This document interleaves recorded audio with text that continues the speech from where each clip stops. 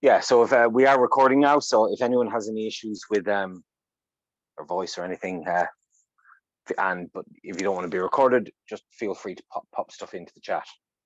So I'm going to start. I won't mess around. I'm going to kind of do a slightly more abbreviated intro. Now, I'm very conscious we have new people, but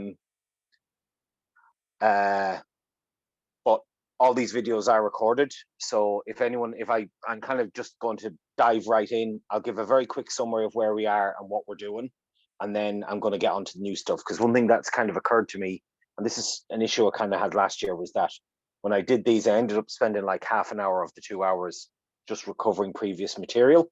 And while that can be useful in some cases, I'm not entirely sure how valuable it is now, because to explain it at all needs to get into the meat, and you're probably better off just going looking at previous ones. So yeah, so you're all very welcome. Thank you for coming. I appreciate it's a bit more short notice than I usually try and give people a couple of weeks. But I was just very conscious that I've kind of gotten behind the curve. Like, it's October now, and this is only the 7th workshop. I was hoping to have 1 or 2 more done. So what I'm going to try and do is probably do another one right at the end of October, and then have another one in like mid-November, mid-December. And that'll give us 3 more. So that'll give us 10. So we'll have only missed one or 2 months in the year, assuming there's no other online meetups and stuff, of course. So basically what we're working on, this is kind of a combined introduction to Bayesian statistical modeling and the entire Bayesian approach to statistics, but combined with a real world practical example, which is kind of a problem I've had whenever I've taught. I've kind of given Bayesian workshops and talked about Bayesian stats a lot. The problem is that sometimes the examples are a little bit, they're just a little bit underwhelming. They're very, very simple. It's a bit like teaching people very simple algebra and then thinking they then know how to do it, if you know what I mean. Whereas, and then as soon as you kind of hit a real world problem. So instead, what I wanted to do was teach it via a real world, not simple problem, but a real world problem that has, at least at first glance, a relatively simple approach to solving it, and then showing how we would use essentially the Bayesian toolbox to get a handle on these problems. So what we're talking about is customer lifetime value, or at least one of the many, many things that are used in customer lifetime value. And in particular, we're talking about the buy till you die models, which are developed by, particularly pioneered by a guy called Peter Fader. And if you search online, you'll find him. There's loads of material on this. But the basic idea is it's a way of gaining some kind of statistical inference on customers that work in a non-contractual setting. So retail customers is a good example. Like, basically, there's no contractual requirement for the customer to interact with you. So it's entirely at the customer's discretion when and where and how they interact with you. And as opposed to some other methods that, require more regular touch points. So this isn't situations like where you have, a cable bill or a mobile phone bill where you have regular payments. This is more like a shop where people are coming in. And originally, actually, it was designed in the retail investment space. It was basically a way to get a sense of brokers. This is back in the 80s and 90s when, you didn't have all these online trading platforms, and people will call up their broker and say, I want to buy a couple of 100 shares of, IBM or General Motors or whoever it was. And of course, it was entirely at their discretion when they would do it, and they were trying to get a sense of who their good customers were. So the idea of a buy till you die model is that a customer is born on the system. It's a very generic suite of different ways of modeling this. But the basic idea is that a customer is somehow born by transacting with you. And then at that point, they essentially keep buying from you at some, using some statistical model until they, quote, die, at which point they stop being your customer. Okay. And there's a whole bunch of different ways it's done. And the one we've been looking at is the Pareto negative binomial distribution. So the basic logic behind this is that a customer is born on your system. They have a certain lifetime that they're going to transact for. That's essentially set when the customer is born. And then they transact with a homogeneous transaction frequency throughout their lifetime until their lifetime is reached, at which point they cease transacting. So essentially, it's a very simple model.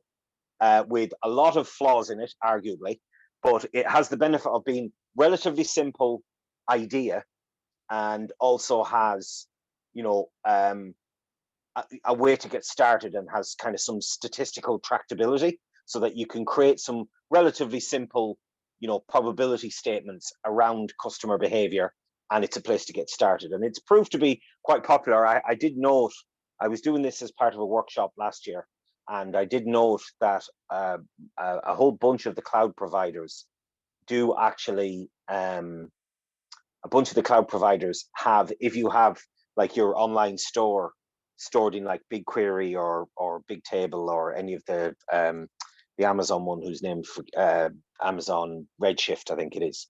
No, it's not Redshift, it's the other one. Anyway, it doesn't matter. Once you store them in a certain transaction, they can fit these kind of models as part of their suite of offerings inbuilt. Now, the issue I had with them is I found them very hard to fit, and they also mentioned that these models can be difficult to fit. So there's alternative models like the beta geometric negative binomial model, and that is, you know, that has a slightly easier numerical properties. It makes it easier to get MLE estimates. But to me, I always thought, hang on, if the model is hard to fit, kind of from my Bayesian training that I've been doing, it often means there's actually a problem with the model. So there's the statistical theorem of the folk theorem of statistical computing, which is a thing Andrew Gelman, who's a kind of a leading applied statistician and is a big user of Bayesian stats, says, is that computational problems are often modeled problems in disguise. So if you're having problems fitting your model, it's often that the model you're trying to fit is inappropriate for the data you're trying to fit it with. So my ears kind of pricked up, and I started investigating, and I found that these were the issues. And that kind of led very quickly into, actually, hang on, maybe I've got a nice fit here, in that I can take these, I can basically take what I'm trying to do with like my models, like trying to teach Bayesian statistics, marry it to these and kind of put them together, and maybe teach Bayesian statistics that way. So that's kind of where we got to. And we've, you know, this is workshop 7. We've been moving through it fairly slowly. We've been doing a whole bunch of different things. But as of last month, we were finally actually working on the PNBD model properly, and, you know, getting started on how all this kind of works and what we can do with it, and what we can do. I'm hearing a bit about, I'm just going to mute everyone if you don't mind. Let me just mute all, and then I'll unmute myself.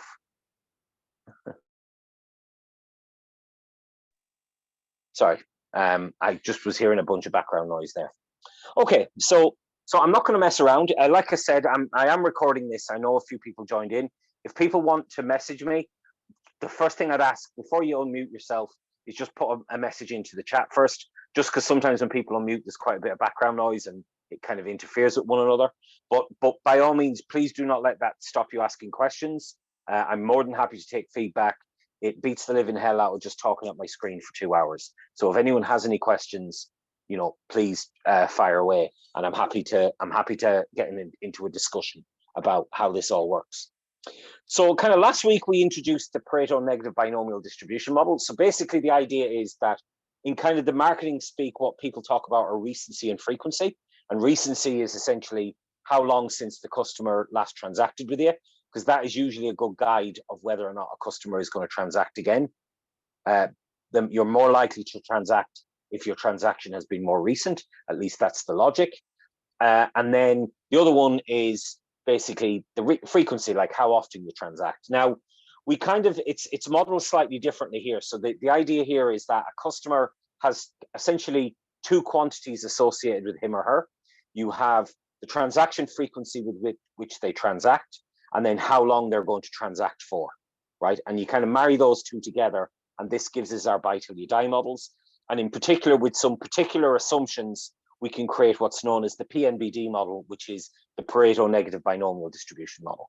So the basic idea behind that, and I have all this in the workbooks, is that basically what it essentially boils down to is that we can create, each customer has 3 quantities that we calculate, and those summary statistics are sufficient to fit these models for reasons I talked about last week. But basically we were talking about over the observed time frame. So typically what we'll do is we'll start observing at a certain point, and then we'll observe for however long, and then at the end of that we calculate that time window of observation to calculate our summary statistics, and then we use that to predict later on. And that's typically how we do our training set and validation set. So the three things we care about are the small x, which is the number of transactions that the customer made. Now, the first transaction doesn't count because that's considered the quote, the birthing event. Then the observed time period. So the time period between the start of the customer transacting and our cutoff point. And then T small x, which is the time since the last transaction. So T small x will be smaller than capital T. Okay, because the customer will have transacted at some point in the past, and then at some point we'll stop observing, which is our cutoff point. And the way the Pareto negative binomial distribution works is we make two relatively simple statistical assumptions about those. We assume that essentially that every customer has a homogeneous Poisson rate at which that customer transacts, which we already know is relatively simplistic, because there's no seasonal effects or any of that stuff. That's not in this basic version of the model. I'm sure there's extensions to the model that allow for that. But essentially, we have one customer transaction frequency rate that the customer transacts at over the lifetime. And then we also have a lifetime that the customer is going to transact for, right? And again, that's kind of fixed. That doesn't change. That's essentially, if you want to think of it in terms of data generation, that happens at the point of creation of the customer. And the idea is that we're going to use this statistical model to make inferences about those quantities. And the basic parameters the basic assumptions we have is that every customer has their own transaction frequency, but that distribution of transaction frequencies is determined by a gamma distribution. So if you think of it in terms of data generation, a customer appears when you're generating data for a customer, the first thing you do is draw from a particular gamma distribution that will give you the lambda for the transaction rate. And then similarly, we do something similar on the lifetime side, but that's an exponential distribution. So the lifetime of the customer is decided by an exponential distribution, and that also has a rate parameter that's drawn from a gamma distribution. So we essentially have two gamma distributions, one for the transaction frequency and one for the customer lifetime. And then once we've generated those, we kind of dig down into the actual data, and then the customer transacts at a certain frequency. And that's basically and the reason why it's called a Pareto negative binomial distribution, and this is apparently why maths is great, and I didn't really know this, is that if you have if you draw from a gamma distribution and then use that gamma distribution, that gamma draw into a Poisson distribution and draw a count, you get what's called a negative binomial. So it's an alternative way to set up the negative binomial distribution, because that can be constructed a few different ways. And then if you draw from a gamma distribution and then use that as the parameter to an exponential distribution, you get a Pareto distribution. One of the Pareto, I think it's Pareto of the second order, but you get this long tail, which I've tried out, and it's very interesting when you try it. You actually get this very long tail. And kind of the exponential distribution and the Poisson distribution are essentially two sides of the same coin. So if you fix your amount of time and then you model the events within a time period, it's a Poisson distribution. But if you fix the amount of events and are calculating the time between them, you get an exponential distribution, right? So that's kind of where they're kind of related that way. And that's why it's called a Pareto negative binomial distribution. And there's 5 assumptions there, and it's basically summed that up.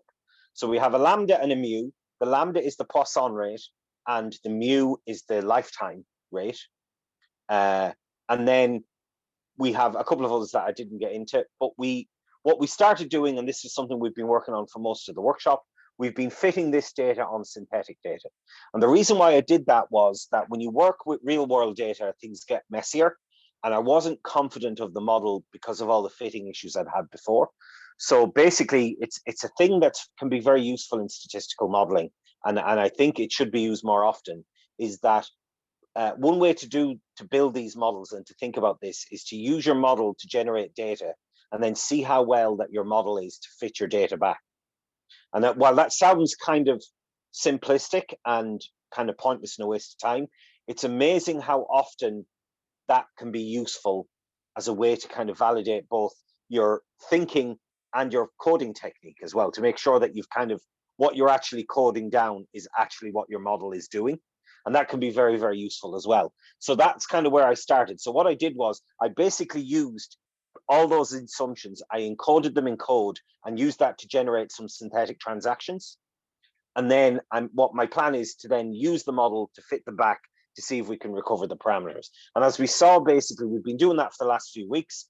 It works quite well on the frequency side, but on the lifetime side, because of the nature of the censored modeling, there's just an awful lot of statistical noise in there, and we get an awful lot of degeneracy in the sense that there's a whole bunch of parameters, like combinations of parameters that fit the data equally well, and the model can't really identify between them. So you have what's called model identifiability issues, and typically identifiability issues manifest themselves problematically in numerical computation. And I think that's the reason why a lot of these problems manifest, because you have these identified, particularly on the lifetime side of things. So we were kind of fitting these all separately, and then we combined them together. And then essentially what I started doing last week was writing our model out. So this is our kind of stand code. So let me just go back up here. But before I move on to that and start talking about code and all that, is everything I've made so far, has it made sense? Please, by all means, I'm very conscious there's a couple of new names in the chat. And we have a relatively small crowd tonight, I think, because of the short notice. So we've loads of time, and you're not interrupting me. If anyone has any questions, please just pop them into the chat, or just unmute and ask them. Whatever works. But does all that make sense from what I've said so far? Makes sense. Okay. It does make, yeah. No, that's Hi, a great Thomas. start. How are you? I'm good, thank you. Yeah, no problem. Back in the mix. Yeah, excellent, great. Well, like I said, don't be shy. I know you won't be. You're not. All right, so that's basically what we're trying to do. So essentially what we do is we get all our transaction data, which I think, let me just show you that data there. I have that here. I'm very, so this is like just a quick visualization of the transactions. So you can see customers, appear on the system, they transact at a certain rate, and then at some point they stop transacting, i.e. they die. They die as far as the model is concerned. But sometimes you have this one here, and this is the thing, especially when you've got a low transaction frequency, and this is one of the things that often happens as well, that if you have a customer with a very long lifetime and a very low frequency, it can be very, very hard to distinguish that between a customer with, say, a relatively higher frequency, but someone who has a relatively short lifetime. So there's that inherent ambiguity in the data, in the way the data is manifested, and that's essentially unavoidable in terms of how this works. A question, Thomas? In practice, do the modelers fit, I suppose, different models? Like I can imagine possibly, the type of retail customer or the type of customer having a big impact on their frequency. Like that line there looks like me, interacting once in a blue moon, where other people, depending on their either different characteristics, either time, their age, maybe their gender, maybe as they get older. Assuming you have that data, for example, I do know one. So that how I got introduced into this was I had a friend. He does come to Dublin Data Science from time to time, and he was working for essentially an online payments guy, like Phone Credit, one of those phone credit companies, and so their knowledge of the customer will be virtually nothing, because all they don't really, I mean, they might be able to get for the credit card details, but often not. So, and often it's like it, because, if it's mobile phone credit, it's essentially a form of remittance. So people might be buying through their phone, but they don't really have a lot of details on their customers. So what you often won't have, depending on who you are, you might not have any kind of socioeconomic or demographic data on the customer, but what you might be able to segment by is purchase type, like what was bought. But the benefit here is that these models work even if you have absolutely no data whatsoever beyond the transaction date and the fact that a transaction occurred. And like the other thing to point out is the monetary amount, there's no part of this model so far includes anything on the monetary amount. That's essentially a separate model that we can add later. But yes, what you would probably do longer term, and this will be extensions of the model, is you would probably segment by purchase type maybe, or have some kind of mixture model based on the different customers. So you might find that like customers who buy, you know, if you think of it in terms of a news agent, the customer who comes in and buys a toy off the back of the shelf is probably going to be very different to a customer who comes in and buys a newspaper and some milk, because you would expect a lot more repeat business off the first, whereas the second one probably just needed a present and you were the nearest shop at hand and might never be back in the area. You know, that kind of thing. So there's lots of additional things you can do, but they're actually beyond the scope of these relatively simplistic models.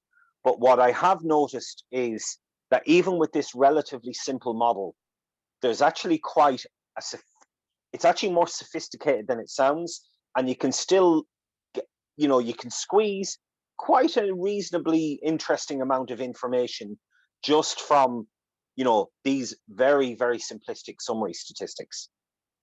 But yes, that's please keep those kind of questions coming. So we have these kind of transactions. So this is kind of, you know, what we had. Let me see, do I have it here? Yeah, so you can see like these are the transactions here. So we have, no, that's not right. Where the hell is my data? I thought I had it in, maybe it's in one of the other workshops. But basically what you have is, oh, there it is there. You have, and this is a very simplistic amount. You basically have a customer ID, some unique way of identifying a customer. And, you know, in practical terms, it could be a credit card, or it could be some kind of, if an online login or whatever it happened to be. Then you have the timestamp of the purchase, the some kind of invoice ID. If there's like multiple purchases happening at a single time, they're all kind of joined together. And that was what we had in our original data, which we will probably get to working on next week. You know, and we just condense it all down into a single purchase at a single point in time. And that's, so all we're really focusing on right now is how much the customer transacts and for how long they will transact. And then later on, we can add kind of similar kinds of models to bring in the monetary side of things, because that's kind of the third leg of the stool.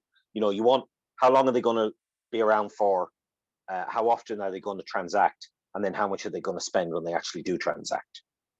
And the other interesting thing, sorry, just to kind of go down a tangent, is the assumptions of these models is that these values, ignoring the data, are unconditionally independent of one another. So these two numbers are independent. However, they become conditionally dependent on one another, conditional on the data, and you can get some interesting effects from that as well.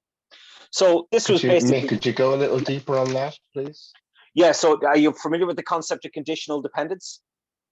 So I should be, but it's been a long time. So you can have two quantities that are essentially independent of one another, but as soon as you actually have data, they become dependent. So a good example of that is, imagine you're tossing a dice, right? So you have two random variables. The one random variable is the number you get is odd, and then the other one is the number is 5 or 6, and you have two random variables. Well, once you actually draw the dice, the probability of them become very dependent on one another. If you know something about one, you can infer it changes the probability of the other one. Yeah, so you draw one dice if you think of the two data, one is odd, one data point is it odd, the other one, what is the number, and they're linked. And they're completely before you roll the dice, they're completely independent of one another, right? But if we don't look at the dice, but I get you to look at the dice, and you're going to tell me whether or not the number is a 5 or a 6. Well, then once you tell me either yes or no, I can now change the probabilities of whether the number is even will change. Understood. Thank you. So you draw these. So that's what happens. So at these numbers in terms of the model are independent of one another. The lifetime and the transaction frequency are essentially independent of one another. But once you actually have data to fit, these numbers become dependent on one another. Because, you know, a very high, depending on the data you're looking at, a very high transaction frequency will shift the probability of the lifetime. Okay, depending on the data that you've seen, so that you start to draw in that kind of thing. So we have a log likelihood function. I'm not going to bother with that. We talked about this last week, but essentially what it boils down to is we have a big long likelihood here of observing the data. Sorry, I've highlighted it here. And for those, let me just make this a bit bigger. So basically with a bit of lab LaTeX, we can see, and there's some maths there to back all this up, and I won't go through it, but essentially this is the log likelihood model that we're going to fit in Stan, because that's essentially what Stan does. All Stan does in the Bayesian world is it's a way of basically expressing the code. Stan code basically gives you probability distributions to express a likelihood model, and then when you pass data through it, the Stan sampler just samples from that likelihood model, okay, with the priors and the whole lot, and it does all that sampling for you. So when you're building these models, you actually need to have a likelihood model for it. So now that we have the data sets and we kind of wander on, we fit a model in Stan. So basically, I'm not going to go into it in too much detail, but essentially what we have is we have a number of customers, which is an integer, has to be at least one because we need at least one customer. And then we have three vectors. So we have basically a vector for the most recent t sub x, t capital T and x. And we have one of those values for each of our customers. That's why it's a vector of length n. And that's kind of what that means. So this is Stan code, but what Stan does is it converts this file into C++, and then it does all the modeling. It basically creates a C++ file that it then compiles. And the C++ file is basically machine generated C++. So it's pretty unreadable. I don't think I've ever looked at it, or if I have, it's heavily templated C++ because there's auto differentiation is used to calculate the gradients. But basically, you don't really need to worry about it. What you really need to worry about is getting the Stan code route correct. And then the Stan developers worry about making sure that Stan code gets converted correctly into C++ code. So we have basically the data we're passing in. So that's little n is the number of customers, the three parameters that we care about. And then as a hack, it's technically not data, but we have priors on all our parameters, right? So we have all these, we're going to have a distribution for gamma for the transaction, which is the lambda, the gamma for lambda and the gamma for mu, right? And they need two parameters each. So we've four prior values that we need to set as part of our model to set that distribution. And it's trying to fit those parameters, which is how it normally works. Trying to fit those parameters is where the problems start. So we're kind of skipping that now. We're just kind of setting those values and seeing how they work. So we have the mean value and for the coefficient of variation for lambda, and we have the mean value and coefficient of variation for mu. And the reason why I'm doing it that way is because, as we discussed in other workshops, the gamma distribution has two parameters, the shape and the rate. And the problem with them is they tend to be correlated, and neither of them are they're not measures of location. So we can do a relatively simple algebraic transform to convert the shape and the rate into the mean and the coefficient of variation. And that way, it's just much easier, I found, to reason in terms of setting priors and stuff. It's much easier to set that way. And this is kind of a trick I've been learning when I was trying to work through all of this, both last year and this year, and having lots of issues that I shouldn't really be having issues with. And I've kind of been using the gamma distribution for quite a while because, it's a conjugate prior for lambda, and it's a very natural way to think about a bunch of probability distributions. But I was having these issues, and once I kind of switched into the mean and CV, so the coefficient of variation, for those of you who aren't sure, it's basically the mean divided by the standard deviation. So it's kind of a measure of dispersion. So it's kind of like in the same way with a normal or a log normal distribution, you have the mean and the standard deviation, which is like the location and the dispersion. Then this is kind of similar. We have a measure of the mean and we have the measure of the dispersion, which is the coefficient of variation. So we're kind of, we can plug those in and start to think about how they work. And they're a bit more uncorrelated with one another as well, which has the other benefit. Whereas when you're dealing with the shape and the rate, the two numbers kind of depend on one another, because, it's a combination of the two that gives you the mean. And we have something similar for the mu, and this is the transformation here. So this is what I'm doing. So the R is the shape parameter and alpha is the rate parameter. So just 1 divided by the coefficient of variation squared gives us our shape parameter, and 1 over the lambda, the coefficient of variation squared times the mean, like the reciprocal of that, gives us our rate parameter. And we basically do that for both. So it means that, just to reiterate this, what it lets us do is, and I found it really handy, is it lets me think. I don't have to constantly do some algebra in me or arithmetic in my head to create rate and shape. Now, rate and shape can be useful in other situations, but for this particular one, I find it's just easier to think this way. Okay, does anyone need me to go over that anymore? Because I'm conscious I introduced that a couple of workshops ago, but again, we have a bunch of new names on new faces in here. Is that all okay? I'm going to take that silence as a positive. Fine. Yeah. Cheers, Marcelo. Thank you. All right. So like I said, we have our. So what we're doing here is we could encode the priors into our stand model, but the problem then is they kind of get hard coded in. Whereas if we kind of create the parameter values as data, even though it's technically not data, it allows us to pass in values for our prior distributions without actually having to set them in code. And it means we can use the same stand model to try different priors out, right? So it's not really data in the strict sense of the word, but from a system point of view, they're functionally totally equivalent. So that's kind of what we're going to do. Rather than like create some summary statistics on the data, we're just going to set our priors and pass it in as data. And that's why they're kind of set in there in the data block.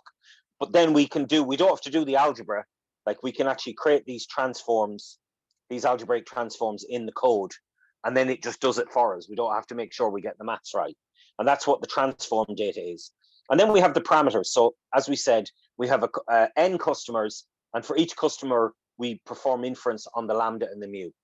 So those are the two sets of parameters that we're fitting. So for example, if we pass in 1,000 customers, our posterior distribution is going to have 2,000 dimensions in it, because we're going to have one number for lambda for each customer and one number for mu for each customer. So 1,000 customers times 2 gives us 2,000 parameters. Okay. Now, technically as well, we do have a third one, but I will get to that in a minute.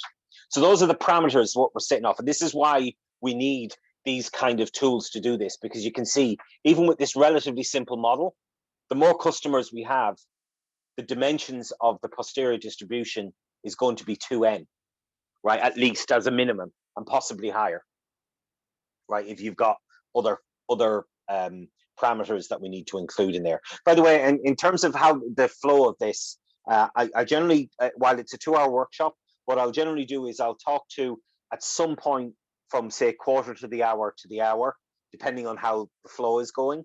I'll either take a break at 7:45, let's say, or maybe 8 o'clock, just depending on where we are and what we can get done. We'll take a 5 or 10 minute break. It also gives people a question to ask, that,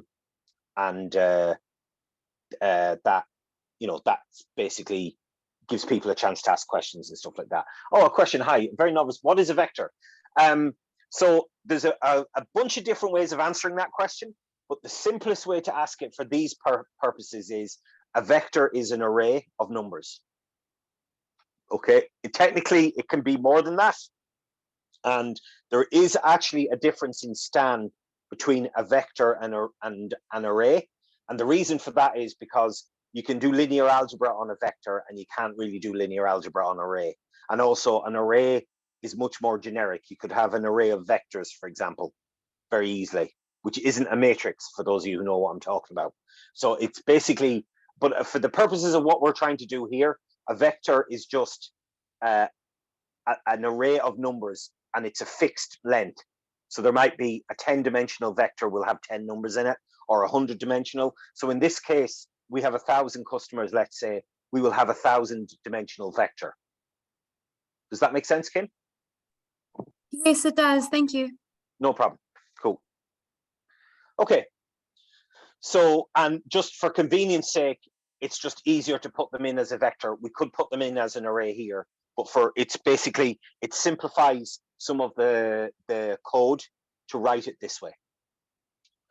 Okay, so that's kind of all the preamble, and the main kind of the meat is actually done in this piece of this model block here. And the model block is typically where we calculate the log likelihood. And what I've done is I've kind of cheated here to prevent it from getting very messy, but I've basically created a function called calculate Pmbd log likelihood, right? And it takes the number of customers in, the vector of lambdas, the vector of mu's, and the x, tx, and tcal. So what it does is it takes our observed values and it takes a set of values for the parameters and it calculates the likelihood due to all of those. And then that likelihood allows us to make inferences on lambda and mu. And just to show you there, basically, I can show this in the code. If I just bring it up here in stand code, hold on one sec. I'm not going to run any code, but I'll just show you what I mean. I think it's in util functions. Yeah, so we have calculate Pmbd log likelihood. So you see here, essentially, when you're looking at this is basically in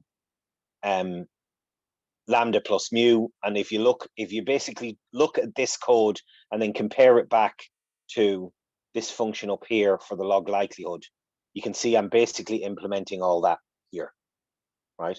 And the reason why I use vectors, for example, it lets us do things like lambda plus mu, and it knows how to do the vector addition, which basically means you just add the corresponding numbers up together.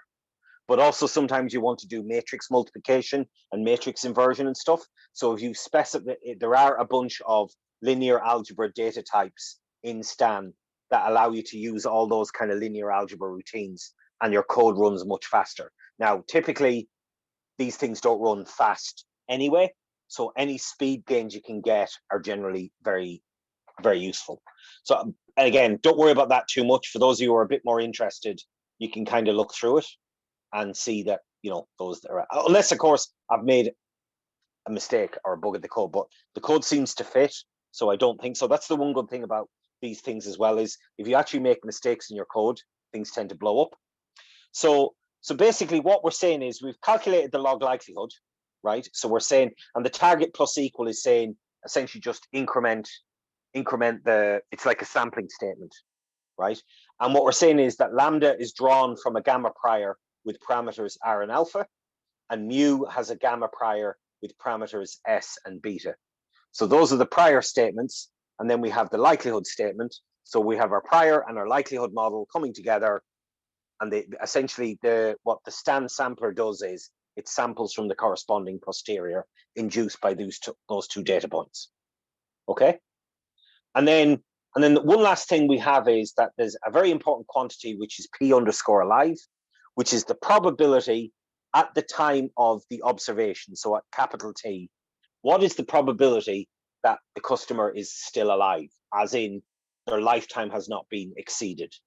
And there's basically a way of calculating that, and that is basically a function of the mu and the lambda that we've observed from them, right? Because if you think about it this way, if let's say, for example, we have a customer who was born, a while ago and transacts on a fairly regular basis, let's say transacts once a month, but now hasn't been seen for 2.5 years, I think there's a pretty good chance that customer has lapsed, right, and isn't coming back. And according to the model, that's what you'll see.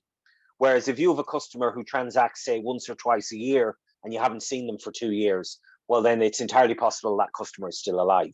And so those numbers, and there's basically a way of calculating that probability of still alive. It's all written in the paper, and I talk a little bit about the mathematics in that workshop, and I mentioned it more last week. So we basically have that probability of still alive. And because rather than do that afterwards, we can actually build that calculation directly into Stan as well. And it doesn't cost a lot because it happens right at the end of the sampling. So it's not something that you're incurring a huge cost to calculate. It's called a generated quantity. We calculate it there at the end. And the reason that's why it's in generated quantities rather than model. If it was in model, it would slow things down quite significantly. Here, we're just putting it in kind of at the end in generated quantities. And those are typically quantities that, are derived from the posterior parameters. And they get added to part of the sample. So when I said earlier that we would have 2000 dimensional output, the probability distribution is 2000 dimensional. That's what we're sampling over. but our output will actually have 3,000 numbers in it, because we will have the lambda for the lambda and the mu, and then we also have this calculated quantity of the probability of the customer still being alive. Okay, and that's what we get. That is basically the end of the statistics, for want of a better word. This is kind of the weird thing. It's kind of hard to get your head around, is that once you've got your posterior distribution, you've kind of done all the statistics that you can do from a theoretical point of view, because the posterior distribution is basically the expression of the totality of your knowledge, given your prior and your likelihood model and the data that you've observed. Now, of course, we use the posterior distribution for the stuff, but everything else we can say about this model is expressed in terms of the posterior distribution. So that's, we just use the posterior to answer any questions that we might want, like, you know, what's the percentage of, you know, customers that are still alive, all those kinds of things. Okay. So basically, yeah, so we're going to do that. This is our, like, this is basically our model. And as I said, yeah, this is the probability log likelihood. And then we fit the model and we get some outputs. We check some samplers. We have to check the sample validity. So one of the things we have to do in Bayesian statistics is to make sure, no problem, Nathaniel. Oh, he's gone already. We have to make sure that our model is a valid sample. So what this is something that is kind of occurs a lot in Bayesian statistics, is that you have to check to make sure that what you actually sampled is actually the posterior of the model that you set up, because the computer is going to give you an answer, right? And that, but it doesn't actually mean that the sample you have is a true representation of the posterior distribution. It could be a biased sample. And this was one of the issues, that this was why kind of Stan got created, is because they had a bunch of systems that they used to work like JAGs and bugs and stuff in the past. The problem was that essentially with, you know, even relatively straightforward models that were being used, not so much this one, it's pretty hard for it to occur. It could, but it's too simple. But any kind of real world kind of things that were being used in practice, including kind of standard introduction to Bayesian statistics things, they turned out to have invalid samples, and they didn't realize for ages, because it kind of fit in a, you know, it passed a whole load of diagnostics.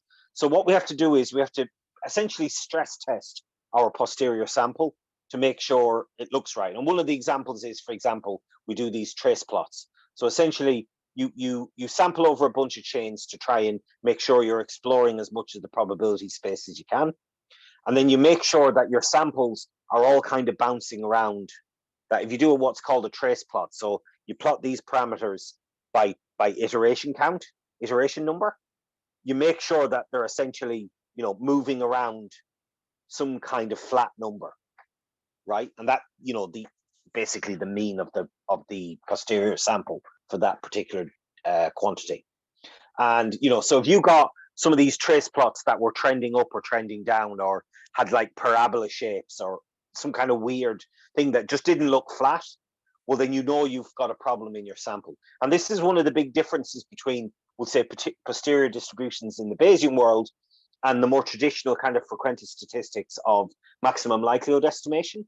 Because in maximum likelihood estimation, you've essentially got you're trying to find a maximum, right, or a minimum, depending on what way. You're kind of trying to find an optimum point. But in Bayesian statistics, you don't really care about the optimum point. What you care about is the shape of the distribution as a whole, right? And that's a much more computationally expensive thing to do, because rather than finding one point, you're looking for, say, 2,000 points. And you're also trying to explore the geometry. So, you know, MLE solvers typically solve that problem by ignoring it, and you get an answer. But it also means you don't necessarily have any sense if the answer is the right one. And you can do, like, you know, sensitivity analysis on, you know, try throwing different, if it's got some kind of, you know, if you're optimizing is some kind of stochastic optimizer, throw different initializations at it and see, do you end up in roughly the same place? All those kinds of things. You kind of use similar ideas for this to make sure that your posterior distribution is not a biased sample. And you know, these issues can manifest in all sorts of different ways. The big one, which you will hear a lot about on the Stan forums, is what's called divergent transitions. And basically what that means is that when you're sampling from the distribution, you're using physics to sample from it. So essentially what it does, it's using a whole bunch of very clever numerical computing. It basically simulates the trajectory of a particle through space using classical physics. It uses like the Hamiltonian. So using Hamiltonian physics, it will model the position and momentum of a particle, and it basically models it forward and backward in time. So it's using the position as the mapping out, and it uses a momentum, which is kind of the random part. It assigns random momentums, and then the shape you're exploring is essentially like the potential, and you're mapping out the probability space by looking at where the particle goes, and that kind of becomes your posterior geometry. It's a very, very clever way it works. The downside to that is it needs gradients to do that, because you need to know like the shape of the hill and the slope and the direction and all that kind of stuff. So to do that properly, you need these gradients, which is why you need all these auto differentiation stuff to automatically calculate all these gradients for you. So that's kind of what the STAN technology is doing. It's doing all that kind of numerical heavy lifting for it. It's absolutely fascinating, Kim. But you know, as you can probably tell, there's quite a bit going on. This stuff isn't like just, it's like a power tool. You kind of need a bit of training and to kind of know what you're doing, so that you don't accidentally, you know, end up in the ICU having severed an artery, right? That's kind of the downside to that. So you do all of that. Now, what can happen though is, if your model is wrong, as I like to say, if your model is misspecified, so if somehow the probability model you have built and the data you're trying to fit it against is mismatched in some way, that manifests itself with what's called, like, what you can think of as problematic geometry. So essentially, there's a mismatch between the model we're trying to fit and the data we've observed, and they manifest themselves in pathologies in the geometry. Essentially, you get like infinite curvatures and all sorts of weird stuff. And what happens is the numerical calculations fall over, right? So you can kind of think of it as, the way I've always thought of it as, and this kind of resonated with me because I understood it. Like, if you do any kind of basic level physics at college level, and if you've any kind of computer stuff in it, one of the things you'll often do is like simulate gravity. So you'll basically calculate, you know, Newton's forces, and you'll simulate like a satellite orbiting, you know, the planet, like, so the moon orbiting the Earth, say. And if you mess that up at some point, what might happen is, for example, essentially your calculations are wrong. So something that should be a stable orbit isn't. And because of these numerical issues, you know, essentially the satellite crashes into the Earth. And what happens then is, because the distance between the two is essentially zero, you end up with a divide by zero and the whole thing explodes, right? Which of course can't happen in the real world, but in the numerical world, this is what happens, because computers are stupid, right? They just calculate stuff. And if you get a divide by zero, it'll just throw a divide by zero error. And it doesn't know that the root cause is you've messed up in your model. So this is basically what happens in STAN when you try to kind of create models that are basically inappropriate or wrong somehow. You get these what are called divergent transitions. And the thing with the divergent transition is, if you have a divergent transition, the only thing you can really say is that you know that the sample you received is not, you cannot, how do I phrase this? It's kind of, it tells you that there was a problem. Now, what you don't know is how big a problem that is and whether it's an issue or not. But because you don't know how big a problem is, you know it's wrong. So you kind of have to assume that the presence of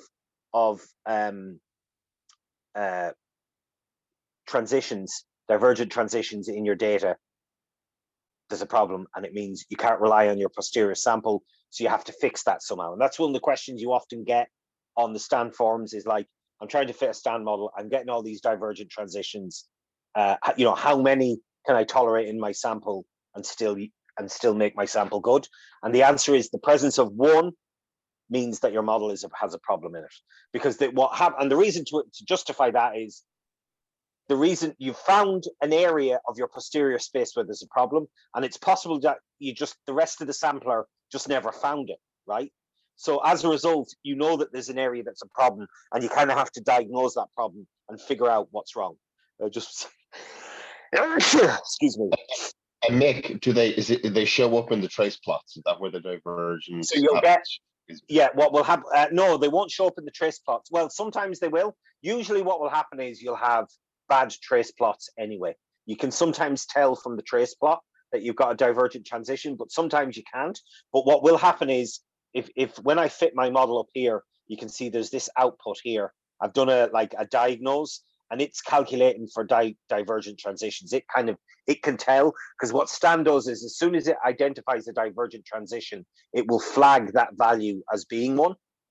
And basically there's routines that will tell you. And then so this is something we'll probably get to next week, because we're going to hit, I very deliberate, apart from one, and I kind of glossed over it, I very deliberately avoided divergent transitions now, because it's a bit like data cleaning. There's no real way to tell you how to fix the problem.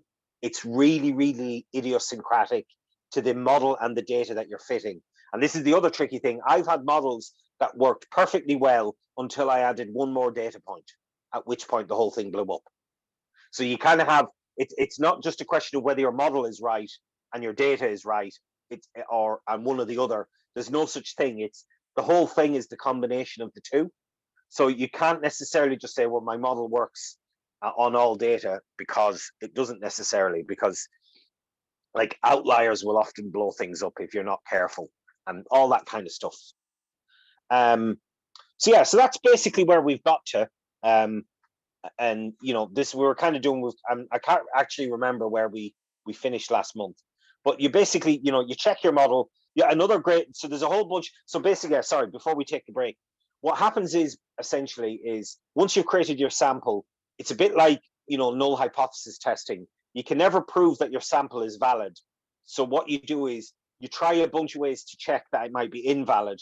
And as long as you don't have any of those things, then you kind of work off the assumption that it's valid, but you can never prove that it actually is.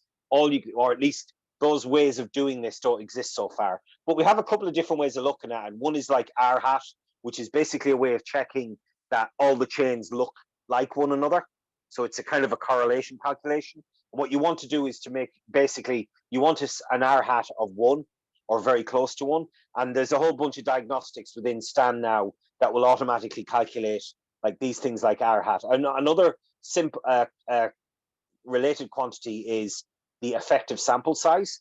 So essentially, the law of large numbers and the central limit theorem applies. But in the stochastic world under Monte Carlo, you have what's called the Monte Carlo central limit theorem, which is basically that it's the same as the central limit theorem. So essentially, the more samples you have, the better. But it also takes into account that you essentially have correlated samples. So not every sample is necessarily worth one additional point of information. So if you have correlated samples, you're adding more information, but not necessarily, if you double your sample size, you might only increase your accuracy by 1.2 or 1.3, depending on how correlated they are.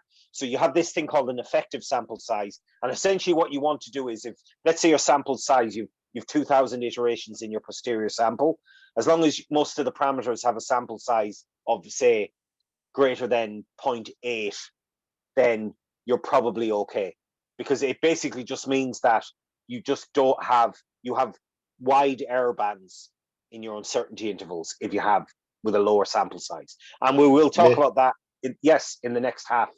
I'll be showing. Why would they be correlated? Because it's Markov chain Monte Carlo. Because basically, remember you're projecting a particle through time and space. Those points are all going to be correlated with one another. So there's a certain, now what you try and do is reduce the autocorrelation, and the better the sample, the better, the lower the correlation between the two. But because they are still considered to be correlated with one another, you have to account for that. And what you ideally want to do is, the higher a better sample will have a very, very low correlation between the samples. Man, I can't imagine explaining this to the bosses. Yeah, I mean, it's basically, that's why it's called MCMC, like Markov chain Monte Carlo. So yeah, it can be tricky to explain. To be honest, don't get into the details is the way I always go with this. The key thing with this is, and the reason why I think all this stuff is really good, is it lets you do things that most other statistical techniques can't do, like hierarchical modeling, which we will get to a little bit later. But that is a good place to stop, because like I said, I've pretty much came up to 8 o'clock. So what I'm going to do is we're going to take a 5 or 10 minute break here. I'm going to give people a chance to ask questions, grab a cup of tea, go get a drink, run to the bathroom, whatever they need to do. And because it's 8 o'clock now, we'll come back around 10 past 8 and we'll move on to kind of talking about what we do with the samples. I talked a good bit more like in the last couple of months about how to use Stan. So I want to show now like how we use the output and what we do after that. Okay. All right. I will see you back here at 10 past 8. I'm just going to go on mute and I will be back shortly. By all means, if anyone has any questions though, I'll be back in a couple of minutes. But if you have any questions, pop them in the chat and I'll get to them in a minute or two once I come back. All right. Talk to you shortly.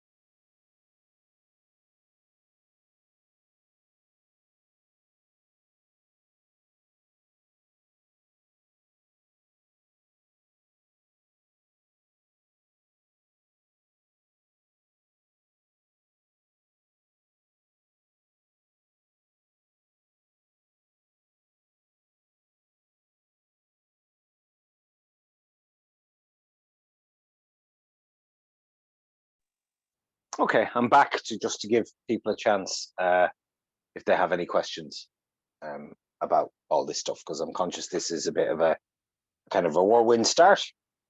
But all the workshops, all the previous workshops in this series, and all the workshop series from 2021, when I started doing all these workshops online, they're all on YouTube, because I recorded pretty much all of them, and some of our online only work talks as well, when they were recorded, they're all up on our YouTube channel as well. If you go to YouTube, I think it's called Dublin Data Science. There's a whole bunch of stuff up there. Also, I should also probably share my GitHub. So if you go to github.com/kevin/data workshops, let me just put in everything.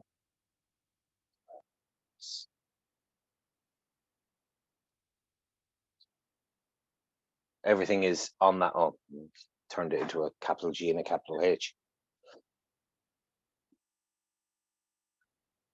Yes, Alex, not a problem at all. By all means, drop me an email if you have any questions.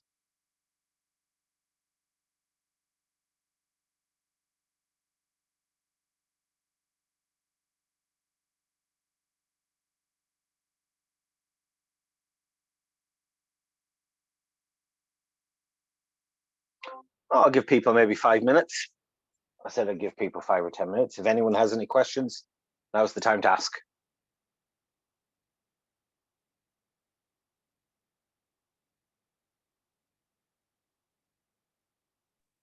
Mick, I have a question. Sure. Alternative applications for Python models, obviously retail and stuff like that, which are classic. For Bayesian statistics? No, by Oh, to die models specifically. So I've thought about that a bit, actually. There's definitely an insurance application. Oh, I'm sorry, I should say earlier, like Markov chain Monte Carlo isn't a Bayesian thing. It's actually a generic kind of computational statistics technique. I've seen it used in actually a bunch of things. I think they might have even used it in some of the mixed effects models as well, because once you start to get kind of complex statistical probability distributions where you've got conditional probability, essentially you have to use Markov chain Monte Carlo, because no other method will really work, because you're basically calculating high dimensional integrals, and that's the only way it works. And you're basically Markov chain Monte Carlo is the only game in town for those. Now, there's a bunch of different types and approaches to Markov chain Monte Carlo. But that was like, this is kind of, because we're dealing with high dimensional integrals as part of our Bayesian approach, that's why we're using Markov chain Monte Carlo. So sorry, I should have just mentioned that. This isn't a Bayesian thing. It's Bayesian statistics kind of got revolutionized because they could start using these other computational techniques that were kind of invented elsewhere. In fact, the first use of Markov chain Monte Carlo was in nuclear diffusion in physics. And they were using it to calculate like nuclear explosions, as I think originally as part of the Manhattan Project, actually, ironically enough. And then, as computation got better, it kind of branched out into other areas. In terms of other applications for the buy till you die, essentially, I mean, there's a couple of anywhere in which you've kind of got similar situations. So one of the ways I was thinking, if you remember back to the insurance days, I thought you could definitely use this for loss reserving for claims development. So essentially, your transactions would essentially be your claims movements, and they're somewhat non-contractual because you can't necessarily predict if a claim movement is going to occur or not. So what you start doing is every claim is like a customer, and then you have a time to when the claim is going to settle, which is the lifetime of the customer, and then you have the movements in between, which is kind of like the transactions. So that was kind of one application I thought of where I would definitely like to try this, and I'm hoping to do that at some point in the next, say, year, when I've got some people who have some data, and we're going to like synthesize some data and stuff, and then I'm going to see if it works. I don't know if it would, but it's worth trying. I think there's an application in Life as well, but I can't quite remember what that was. I was talking to a Life. There's a couple of actuaries are on this. Have been on this workshop in some of the previous ones, although they're not on tonight by the looks of things. And I think I was talking to them, and I was talking, and there was some mention of on the Life side of things. I'm not quite sure where that came in though.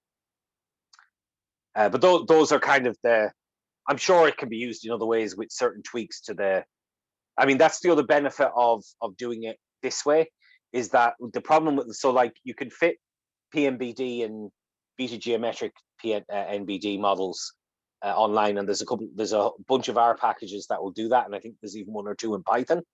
Your problem is that you're kind of tied to the models that are written in the libraries, whereas the great benefit with the Stan is it can be whatever you want it to be. If you want to change the assumptions and statistical assumptions You just change it in your stand model and then refit and see how well it goes. Now, that doesn't mean it definitely works, but it gives you that flexibility to do that kind of thing. Does that make sense?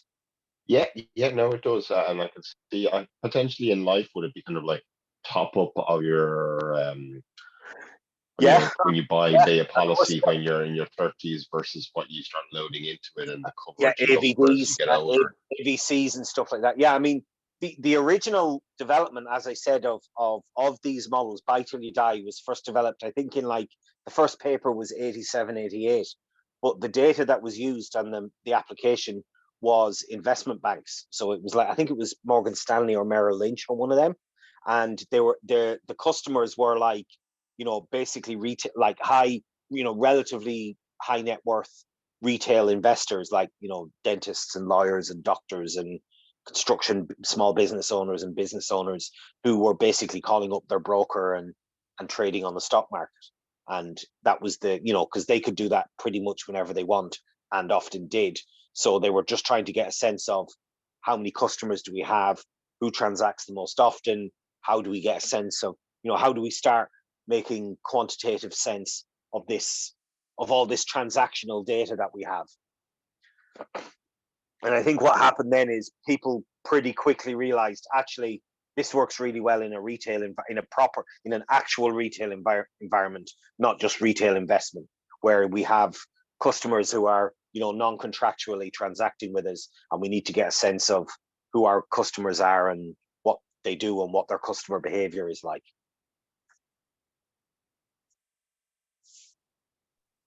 Thank you. No problem. Okay, so it's 10 past, so I'll move on.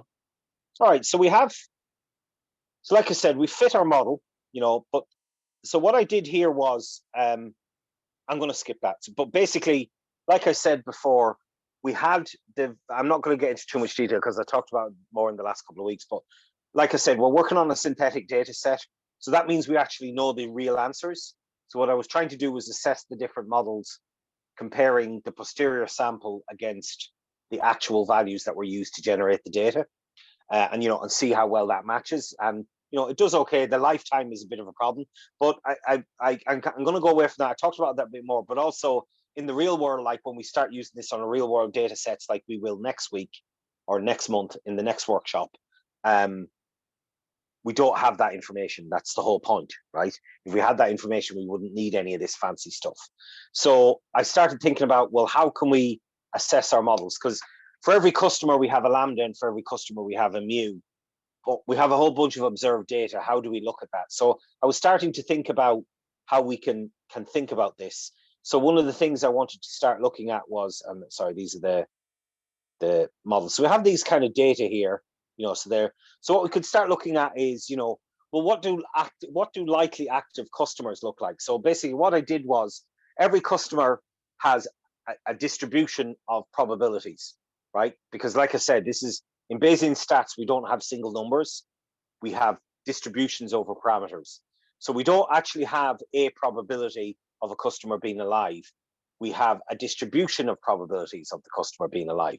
So that makes things difficult, because it's, when you've got one number, it's nice and simple. We can just, say that's our probability and start, if we wanted to start creating cohorts of customers and say, okay, well, let's put all our customers into buckets from 0 to 100%, and let's check the coverage. So like, let's take all the customers with a probability between 0 and 10%, do roughly 10% of them like transact in the next year, and so on, or 5%, whichever way you kind of want to do it. Now, we kind of can't do that, right? I mean, you can, but it kind of removes an awful lot of the richness of what we have in terms of our distribution. So we don't have a probability, we have a distribution of probabilities. But now, how do we cohort?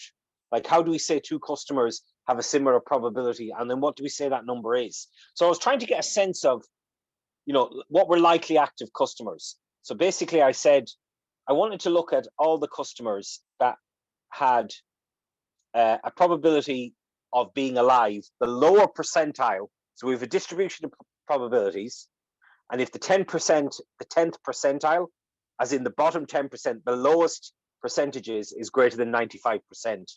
What do those customers? So they're most likely, they're highly likely to be alive, right? Because even the lowest end of their probability of being alive is still very, very high, right? What do they look like? So let's have a pluck at them. The highly likely, excuse me. Sorry about that. What do our customers who we think are still very likely to be active, what does their trading patterns look like? Like, how do they transact? So like I said, we looked at the lower quantiles, and they still have a value greater than 95%. So let's have a look at them. And we can see here, it makes sense. I mean, the red vertical line there is the observed window. It's like basically the start of 2019. And we can see here, you can see why we think they're still alive. They've either transacted really, really recently, and almost all cases they've transacted very recently, but also, you know, they've got a relatively high frequency rate. So the probability that they're still alive is very high because they've transacted very recently, which means they're very, very likely to still be alive, right? Because like I said, remember, there's at least unconditional on the data, the probability of the transaction frequency and their lifetime are independent of one another. So as long as they've the relatively high transaction rate and they transacted relatively frequently, they're still highly likely to be alive. Okay, so that kind of makes sense intuitively. And similarly, we can do the opposite for high likely to be. Oh yeah, sorry. So what I'm doing here is I'm saying that this goes all the way back in time. Let's look at the most recent years. So I basically took the data. I think they're all the same. 0384, yeah. So this is the same data, but we've essentially just looked at the last year and see what it looks like. So you can see now here, okay, there is a bit of a gap. Like some of them haven't transacted that recently. They're not like in the last few days before the end of the year. But we can see that almost all of them that have, even when they haven't gone back, like no one's gone back a couple of months. So that's why the likelihood they're still alive is still very, very high.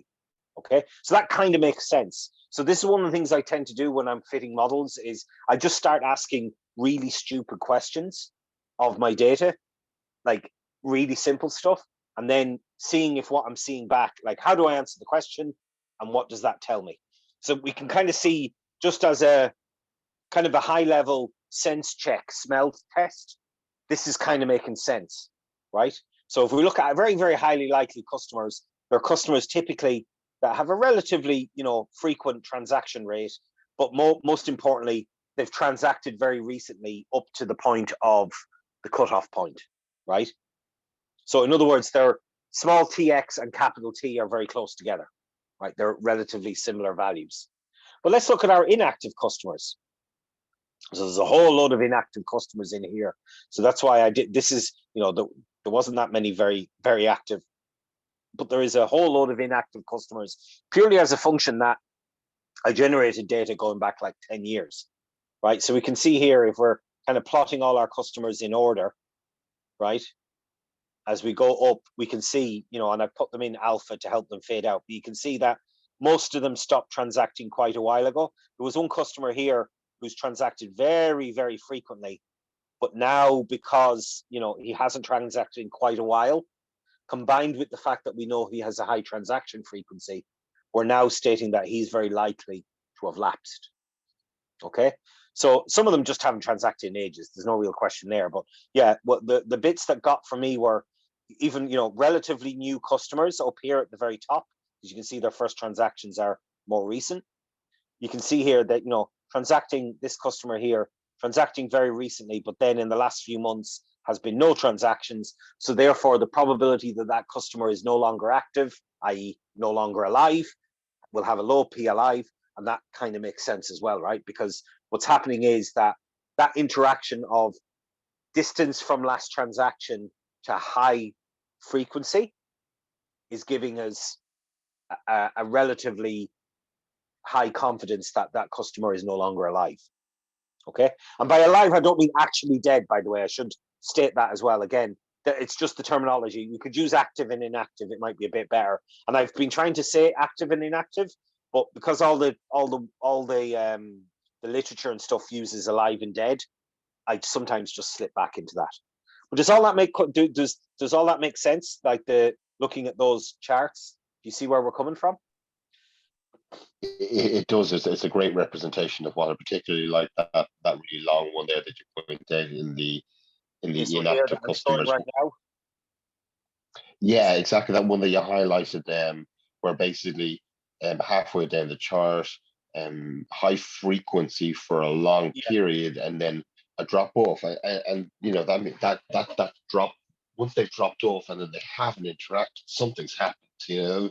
Yeah. So exactly. I think that's now, of course, in the real world, real world, remember, that doesn't mean that the customer has actually churned, right? Because shit happens. They might have gone on like a 3-month holiday, but the model doesn't know about the model. Not only doesn't know about any of that, the model assumes that cannot happen, because the model is a very, very simplified representation of reality. But that's okay. That's okay. That just means you would just treat them differently. You would basically, you could go, you know, it's how you approach them with whatever your marketing campaign also, or maybe you your need a better customer model. service. You might need a better model. Yeah. Right? Yes. I mean, this is what I find very interesting about this model, though, is it's a relatively simple model in terms of statistics, right? You can kind of explain it to most people like intuitively, and they can kind of understand at a high level what the model is trying to do.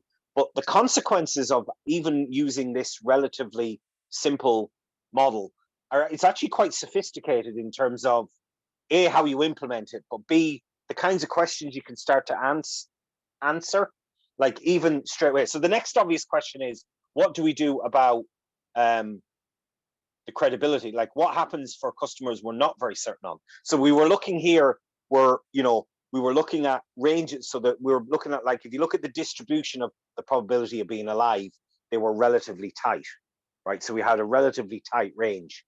But what I'm interested in looking at is, what about customers where we have a relatively high uncertainty in whether or not they're alive or dead? Like, what do those customers look like, right? So what do I mean by that? I mean is, let's say, for example, we have a customer and their probability distribution of P alive is anywhere from, say, the lowest number in the sample is 10% and the highest number is 90%, right? What we're saying there is, we're really, really uncertain whether the customer is alive or dead, right? We don't really know if the customer is active or not, right? Because we just have a huge level of uncertainty in the status of that particular customer. And what do they look like? Like, what does the transactions of that, and actually, how wide are they? So what I did here was, I created a probability distribution for the range, the 80% interval range. So again, we have a distribution of probability of alive. And what I've done is I've taken the 10th percentile of that range of values and the 90th. So it's an 80% gap. And what's the difference in those two values, right? So I've just plotted it to get a sense of across the whole distribution. So we have 1,000 customers, and you can see a whole load of them we know with a high degree of certainty, right? So they have a very, very small range of values, like a couple of percent, basically, range of values. And I tend to use 10% and 90% for a couple of reasons. People always ask me, like, why don't you use 99 and 1 or 95 and 5? And again, this comes from reading Andrew Gelman and stuff online, is the great thing about using, I tend to use 10%, 25%, 50, 75, and 90. And the reason why I do that is, like, 25 and 75, it's a 50% interval.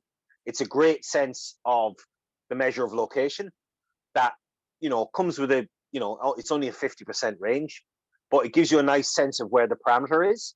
But when I go to 10 and 90, I'm getting a bigger sense of the spread. But when you go further, the further you go out into the tails, the less data you have. So the more sensitive it is to noise, right? Whereas when you go to, what I find is that the 10% and 90% estimates tend to be a lot more stable as estimates than further into the quantile ranges. If you go to 5 or 1%, and it's still covering 80% of the distribution, right? 10 to 90. So you get a very good sense of, but you don't really get the stream values, but it does give you a very good broad sense of not just the value itself, but the uncertainty around that value. Absolutely agree with you, Nick. Does someone have a question? Yeah, just agreeing. No, No, yeah, just I whereas, agree. 5 and 95, yeah, 90% coverage, but you've already got 80, and that 10% and 90% just gives you a really nice sense of it. So I was looking at that, I was saying, okay, well, let's get the 90th percentile and the 10th percentile and subtract those values and see what they're like. And when you do a plot, but you can see here, there's basically a bunch of customers that are massively uncertain in their probability. So we think that most customers have their credibility intervals in a reasonably tight range. So we can just look at customers where this range is at least 0.3. So what I was trying to do there was sense, rather than just pick numbers out of my arse, let's have a look at the data, right? Let's just have a look at it and see what kind of ranges we're getting in our posterior distribution, and then come up with some kind of cutoff point. So I mean, we could look at 0.2, but I thought I'm trying to get a sense of the really uncertain. And you can see here, there's kind of a bit of a gap, and there's not much in that. But actually, if we go above 0.3, we're still looking at quite a few customers. So here's the visualization for the transaction times for non-confident. So these are the ones with high uncertain PLI customers. And the other thing I've added is some color for the range of values as well, where, what's the range between the 10th and the 90th percentile, right? So you can see that when it's a relatively tight range between, say, 0.3 and 0.4, it's in blue, turning into purple, moving up into red. And I'm sorry, I don't know why I've suddenly developed the sniffles. It must be dust in this bedroom. But anyway, so we can see here, these are the transactions for our very uncertain customers going back to January 2018, right? So we can see here, we've got a whole bunch of customers here, but you can kind of see why we have uncertainty, right? Because you've basically customers that were born with their first transaction, didn't transact for a while and transacted once, right?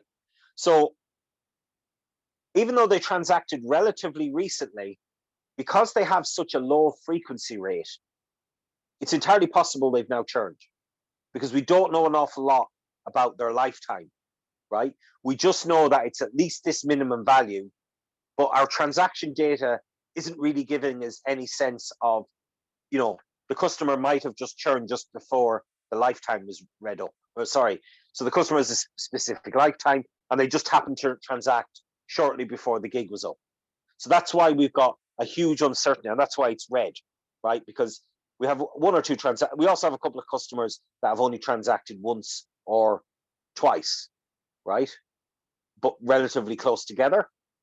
And we don't really know much. And that's also indicative of a very low frequency rate, right? If you have a very low transaction rate, it's entirely possible that you will get, and if you do this simulation wise as well, it's entirely possible to get two events very, very close together, even though the frequency rate is kind of low.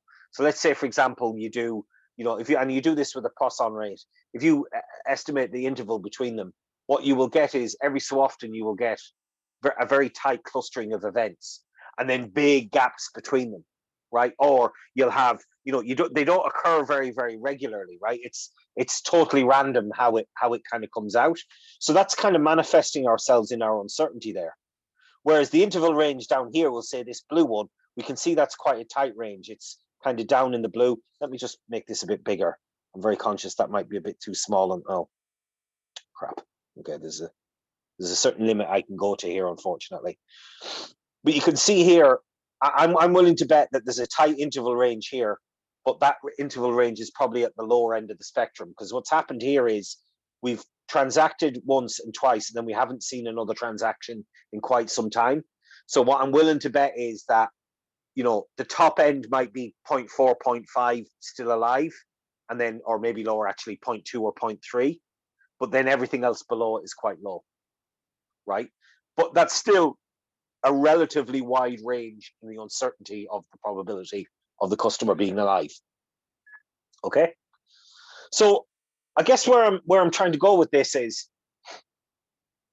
even with this very, very simple model, where we're not really saying very much about a customer. We're basically saying, we're making the very strong assumption that it's a Poisson rate with a fixed transaction rate, right?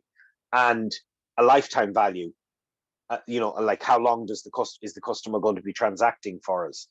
we can still start to get some interesting cohorting of our customer types, right? Into a way that's, can be quite useful, even with this very, very simple model that doesn't really use any outside information beyond a very, very high level summary statistics of the model, right? But the one thing we do have to do is to start assessing the model to see, okay, well, that's all very well and good, but how well is it doing? So we've got a few different ways of doing it, but basically what I want to come down to is, what I've done is, like I said, we can't compare them to any, all we have are these estimates of probabilities still being alive, a transaction rate and a lifetime rate. So basically we can only really assess our model. We can't really assess it on an individual customer basis, not very well. I think it's going to be a very, very noisy way of doing that. Now we could do something very sophisticated, I guess, but I like to kind of look at things at a very high level first and get a sense of like, what's the macroscopic behavior of our model as a whole, and how well does it fit the observed data? So what I do is I'm basically taking our posterior sample and I'm using that to generate transactions. So effectively what we're going to do is we have a window over which we've observed it, right? And then we're going to simulate out another year. But in our data, we know what happened in that year, right? Because we've gone back in time. Our data goes from, say, 2011 up to 2020.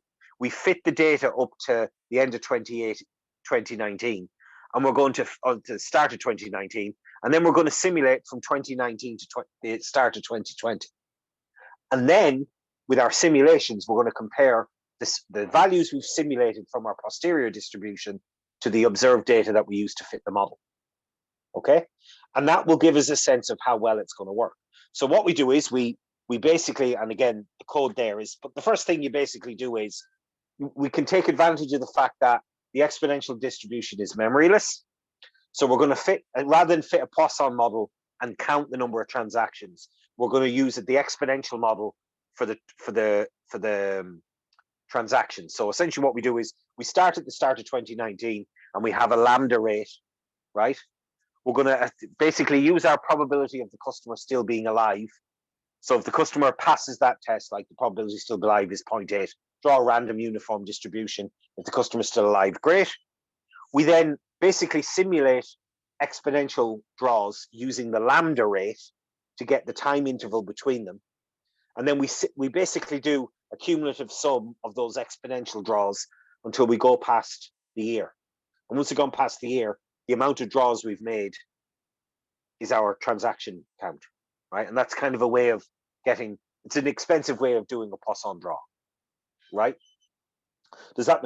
Why are we doing it that way rather than the Poisson way? Well, this way we get a sense of the transaction times. So we can also get a sense of the lifetimes, right? Because, we're looking at the lifetime draws on that too. But the other thing we need to do is we also need to draw from the mu distribution to see, well, how much extra lifetime does this customer have, given that they're still alive at the start of the year? And again, because we're using an exponential distribution, we don't need to make a conditional draw because it's memoryless. That's one of the features of the Poisson and the exponential distribution. It doesn't matter what the observed point in time. At any given time, the additional amount of time in the exponential distribution is unconditional on the previous value, which is probably why the Pareto tail kicks in when you use a gamma distribution, by the way. Okay. So what we're going to do is we're going to look at a customer. We're going to use our PLI value that we calculate from lambda and mu to simulate whether or not the customer is still alive. We then do an exponential draw using the mu distribution to see how long that lifetime is. If that lifetime is longer than a year, we ignore it. We just look at a year. But if it's less than a year, that's the window we're going to simulate from. Then we simulate from the exponential using the lambda distribution to calculate the time intervals between the transactions.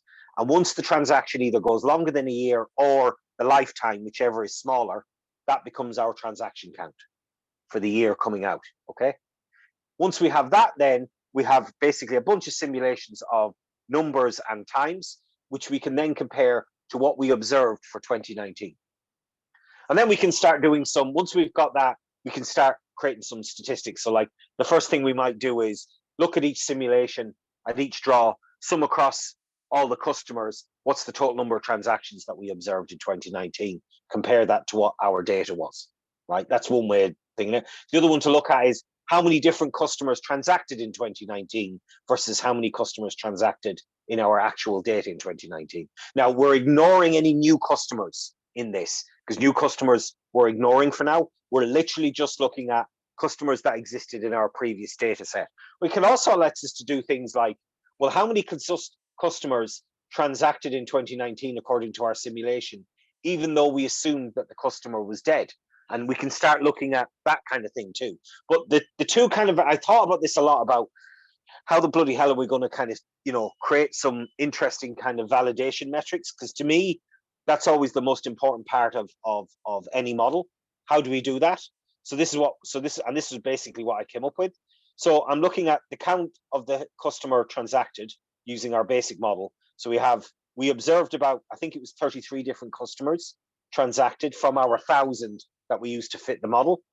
And in our simulation, we have our simulation at different values. So we have a tendency to our simulation is a little bit overestimating, but that's not too bad. I mean, we wouldn't expect it necessarily to be down the middle, although it would be nice if it was, because it is a simulation, but we wouldn't necessarily, and on aggregate, we would kind of want it. So that to me tells me that there is some kind of a problem.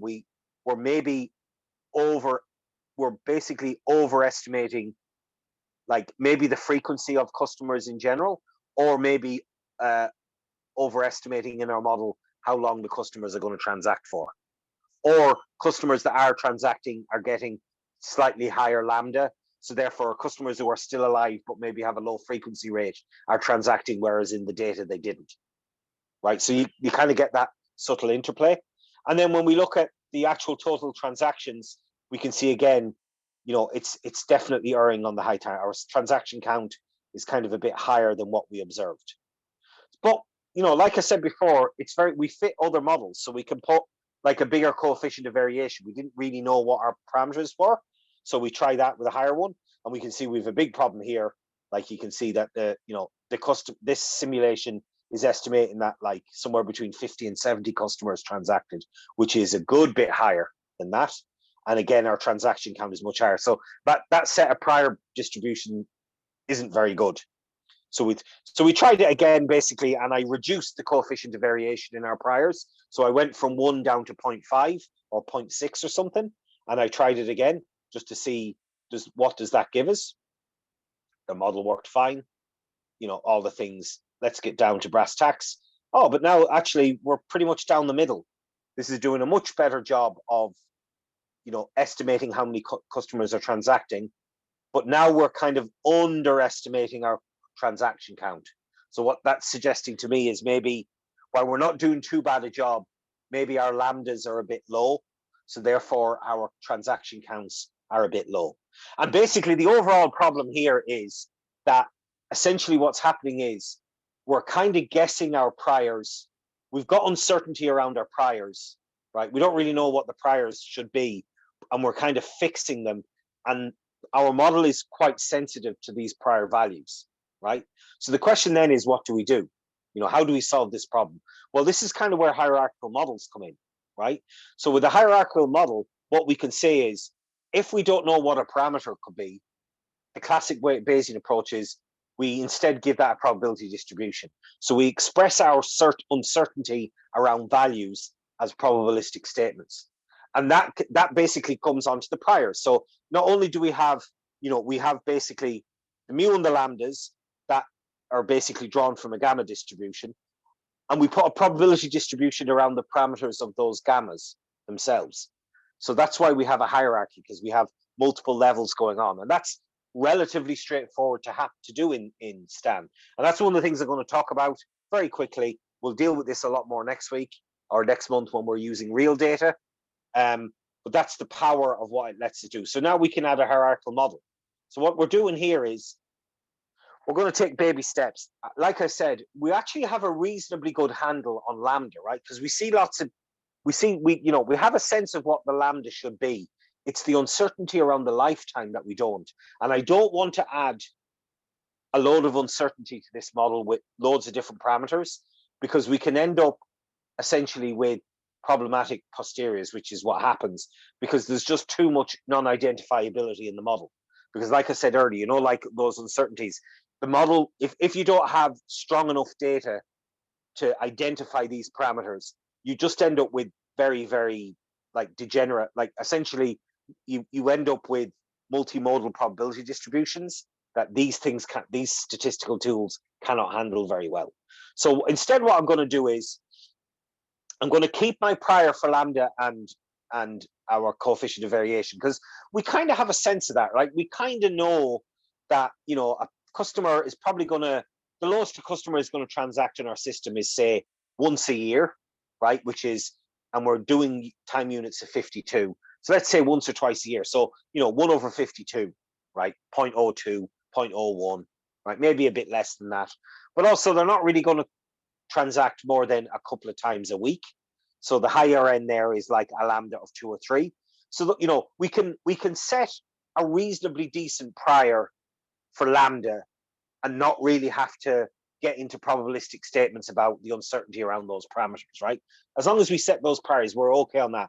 But the lifetime is very hard to tell. Like, our customer is going to last for a couple of years or 2 years, or it's very, very hard to say, right? And even when we see them there, it's hard to get a good sense of it. So what I'm going to do is I'm going to add a hierarchical prior to the mu, right? So we have a gamma distribution for lambda that we have prior values for, but we don't really know what the mean and coefficient variation for our mu prior should be. So we're going to add that in. So that's what I'm adding in here, right? So we have our lambda and our mu before, but we also have the mu mean and the mu coefficient of variation. And then we're going to do the transformation here with S and beta like we did before. And now we have this S and beta. They're not data points anymore, right? They're actual distribution. And I'm not going to do it with a gamma. I'm actually going to use a log normal, because I know that, let's say I want, like, let's say that the average lifetime of a customer is, say, 10 weeks or you know, 0.1, because the exponential is the inverse of the rate, right? So if you have an exponential distribution with a parameter of 0.1, it means the average draw is 10, right? That's another thing that kind of takes you a while to get your head around with the exponential distribution. So let's say 0.1, and our coefficient of variation is somewhere between, you know, 0.4 and 2, right? Because that's the other thing with these distributions, the gammas, you know, you don't want too much coefficient of variation, because you end up with really, really extreme, a long right tail and very, very low values, and that, you know, that just causes problems. So we're going to have, you know, relatively tight priors, and we can fit that in there. I should take some of this out. Where is the code? Sorry, I'll just scroll back. So yeah, so we've compiled our model. So we can see here that we're saying now that, you know, the lambda is 0.25. So roughly a customer on average transacts once a month, which is 1 every 4 weeks. And our coefficient of variation is 1, right? And we can do, the other way to do these, to set these priors, is to like generate random samples. And I talked about that in previous workshops. Generate random samples, see what the numbers look like. Do you like that as a prior? And you don't really use the data. This is a way of encapsulating your prior knowledge as well, like your domain knowledge about what it is you're trying to fit. So you would know that, like, a lambda of 10 transactions a week, I mean, that seems a bit high for this kind of retail business. You know, we're not talking about a news agents here where you come in 2 or 3 times a day, right? You're talking about, you know, some kind of shop that's, you know, a customer transacting once a day is a very frequent customer, right? And that will be a transaction rate of 5 or 6 if it's a news agents, you know. So that's very hard. 10 or 100 or 200 is just kind of, at some point, it's becoming physically impossible, right? But the lifetime we don't really know. So like I said, we've using the log normal, and one of the problems with the log normal is the mean is a function. The mean of a log normal, it's mu plus a half sigma squared. So I'm subtracting a half sigma squared off there to make sure that the mean is just 0.1, right? So I want this to be 0.1, and I want the coefficient of variation to be 1, to be around 1, and I'm using a 0.2 as our standard deviation, right? So just to show how that works before what's the time? Yeah, so we're slowly finishing up. I'll show you how this works.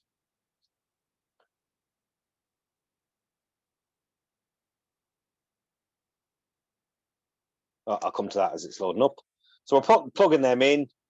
So we now have additional parameters of the mean and the coefficient of variation. So we have some, oh, what's that? I don't know what's happened there. Oh, okay.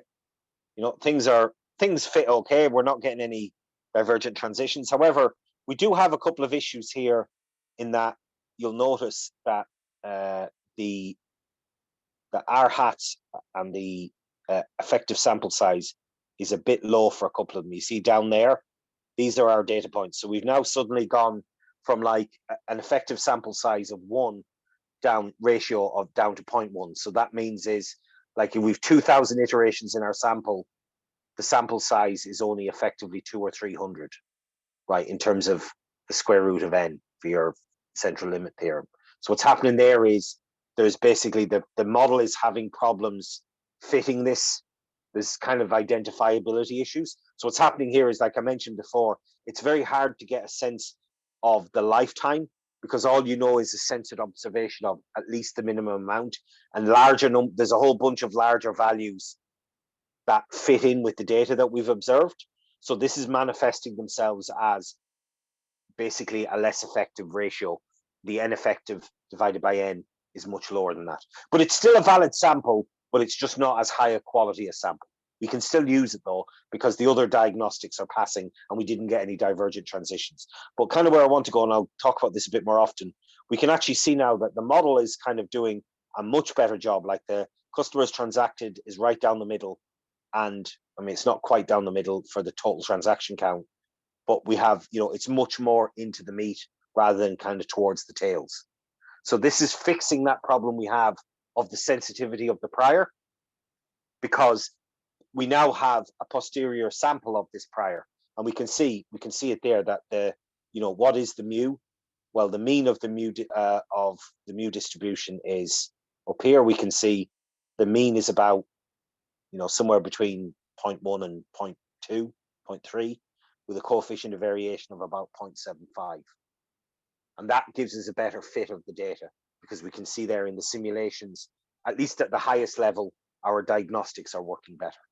Even though we have, for these kind of mixture, these kind of hierarchical priors, where we have less information, they have a smaller effective sample size.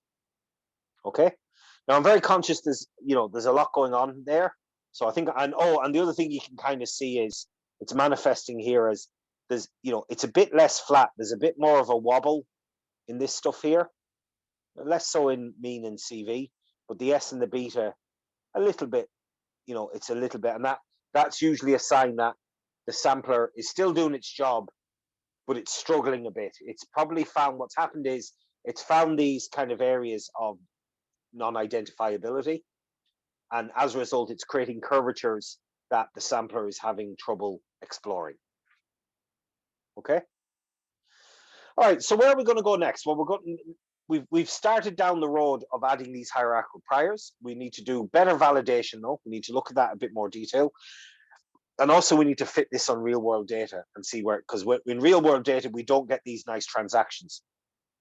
So that's probably where I'm going to go next. I'm going to start adding real world data, adding hierarchy, trying out these hierarchical priors, and trying to make sure that our fits are valid and that we can actually use the posterior samples that we've used.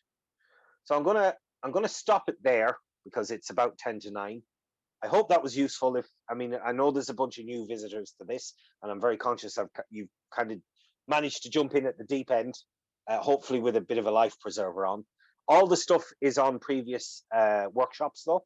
So if you want to look at some of this stuff, or my stuff is all on GitHub. This latest workshop, the hierarchical one, is a little bit sparse in terms of explanatory text, because I was kind of working on this over the last few days. I'm going to be improving that probably over the next few days, and I'm hoping to have another workshop either at the very end of October or at the very start of November, and have maybe 3 more between now and the end of the year, because I would like to close this out pretty decently if I could. But I'm going to leave it there. I'm going to let you go. I'm going to hang around for the next probably 10 minutes or so. If anyone has any questions, feel free to hang on. and either pop them in the chat or unmute or whatever. And by all means, if you have any questions, like that's why I do these. And failing that, I will let you go, and I hope you found this useful. And I'll see you in probably 3 or 4 weeks. I am going Mick, to that was turn off the excellent. recording. Thank you very much.